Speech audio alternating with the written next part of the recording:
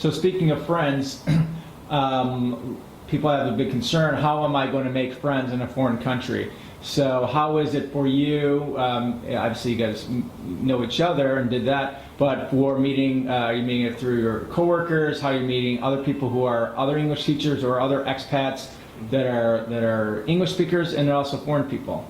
So we'll start with Kevin. So making and meeting friends in Beijing, I found has been pretty easy, to be honest. One, all your coworkers, the foreign teachers at least, will come from English-speaking countries, so you can talk to them. They all kind of share the same background that you have, and then you also work alongside Chinese coworkers who all speak fluent English. So making friends with them has been very easy. I also feel, and I think Chris would agree, that to come to Beijing, to come to China, there's a little something special about you. It's not.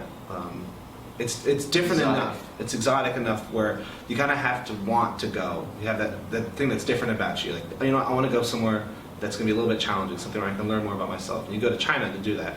And the people you meet, you find that like thing that clicks with them. You're like, oh, I get it. This is why we're having a great conversation, because you're here and I'm here.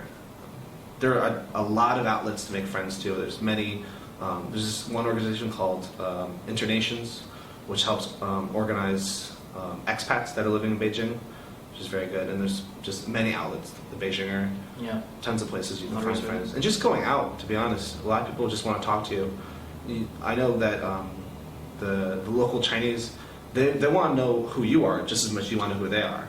So they're willing to talk to you about what you're doing. It's easy to make friends. Yeah, the expat community here it's phenomenal. There was even one time where we were out at dinner and there was these guys next to us, they're Chinese men, and they were drinking something out of a bottle. I didn't know what it was. And I just walked up and I asked, I was like, what is this? And they're like, what is this? Drink it with us. And they just they like pulled our tables together and they wanted to, you know, share that with us, and they wanted to talk to us, and they wanted to get to know us. And even if your Chinese is terrible, even if it's great, they really don't care. They'll try to meet you halfway, and that's something that's just very pleasant. You know, even when you're out walking around the street, someone's always willing to kind of stand by you and talk and figure out who you are. And because you stand out, like, I have blue eyes, and that's a huge deal. It's also a country where you'll get a compliment like, your eyelashes are beautiful. It's like, okay, all right, then like all of a sudden, yeah, my eyelashes are pretty cool.